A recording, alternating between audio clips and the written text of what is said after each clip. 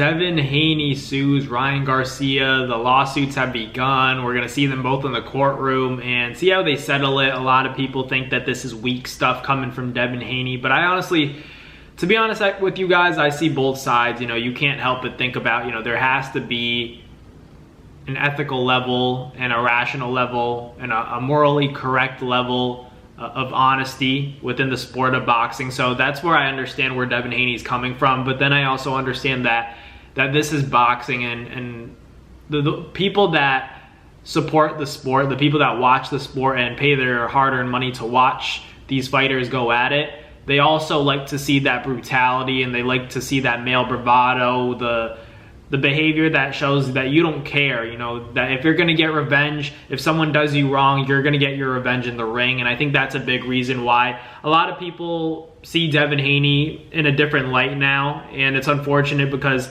at the end of the day, he should be the victim, right? He is the victim of, PED usage. If we're looking at this just point blank on paper, it's clear as day that, you would think that Devin Haney is in the right, in the correct decision-making process here, but here he is getting a lot of hate on social media, even from fighters and trainers saying that, he just lost, despite the PEDs. Everybody thinks that they're a doctor now, and they say that it didn't affect Ryan. It did affect Ryan, and Devin shouldn't have gotten in the ring with a guy that, didn't make weight. There's a lot that went on into that process of making that fight happen and going through with it. A lot of people thought Ryan wouldn't even show up, and for Ryan to do what he did was so crazy to the point where it's like, of course he took PEDs because, Devin Haney was doing everything right and Ryan Garcia was doing everything wrong. Everybody had thought that Ryan Garcia was going off the rails, and then he goes in there on fight night and does what he does, puts a beating on Devin Haney, and then weeks later we find out that there were PEDs involved. So whatever you make of that, the only solution is, there's not really a solution, but the only way to find out how much or how little that billionth of a gram of ostarine really had on Ryan Garcia is if they do end up fighting again, Ryan Garcia and Devin Haney, they have a rematch. That's the only way to find out.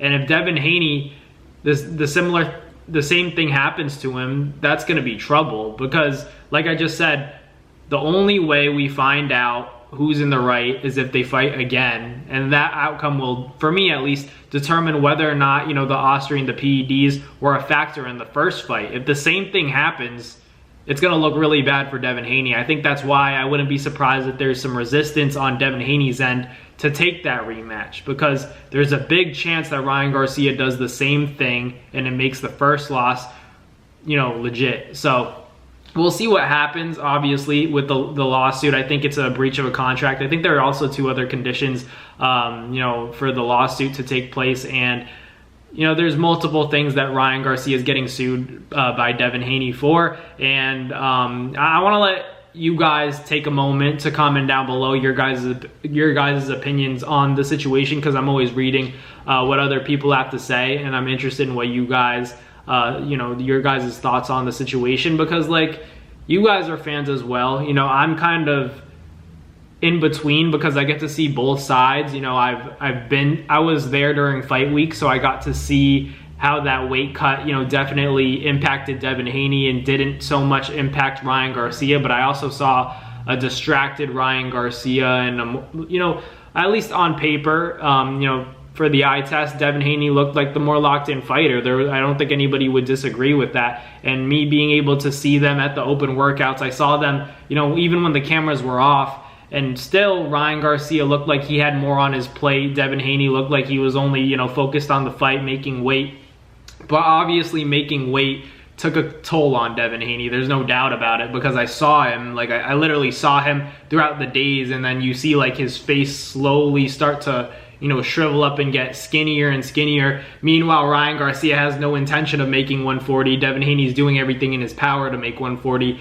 So that has to have some effect on it. But I also understand where a lot of people are coming from, where, we saw what happened. No matter what, we saw what happened to Devin Haney. So it makes it hard for us to believe that it's not going to happen again if they fought. You know, how am I supposed to, you know, be very confident in Devin Haney, even with the PEDs involved in a rematch? How am I supposed to pick Devin when I already saw him get beat and get beat up by Ryan Garcia? It's just a hard thing for me to imagine. I think if it was a little bit closer, if there was a little bit more back and forth, and not that Devin Haney didn't have success in rounds, you know, 2 to 5, where I thought he clearly won those rounds, but to go down as many times as he did and to take as much punishment as Devin Haney did, I'm just still not comfortable picking Devin Haney in a rematch against Ryan Garcia. I can't, because psychologically I saw what happened. How am I supposed to pick Devin? I can't. You know, I saw the mistakes that he made.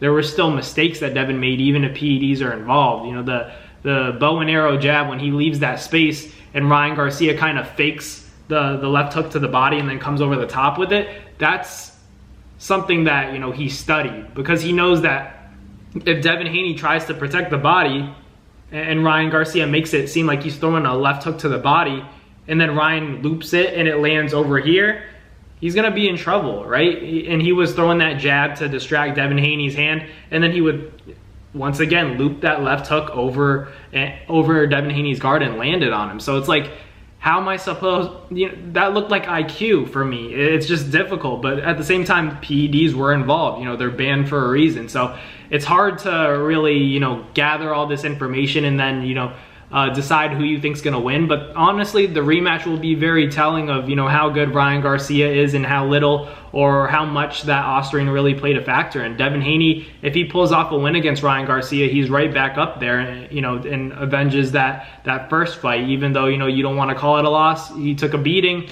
and I'm sure he wants to get it back, but it is risky. You know, he does run the risk of having the same result as the first fight. But let me know in the comments what you guys think. Ryan Garcia gets sued by Devin Haney. Is this valid? You know, I think it's valid, but at the same time, I also understand, you know, the fact that a lot of fans may think it's a little bit weak that he should get his revenge in the ring. So if you think it's valid, leave a comment, and also leave a comment if you think Devin's just, you know, he's trying to compensate, but in actuality, he should just go get it in the ring, or do both. But let me know in the comments what you guys think about this whole Devin Haney suing Ryan Garcia, this whole fiasco with the PEDs. Let me know in the comments what you guys think. But thank you guys for watching today's video. Hit that subscribe button, comment down below, and I'll catch you guys on the next Nabs boxing video. Peace. That's going to do it for another Nabs Fight Media video, guys. Thank you guys so much for watching. It's been your boy, Matt Nabong, with another video. Hope you guys enjoyed it all. Thank you guys for the constant support. Salute to y'all always. It's been your boy.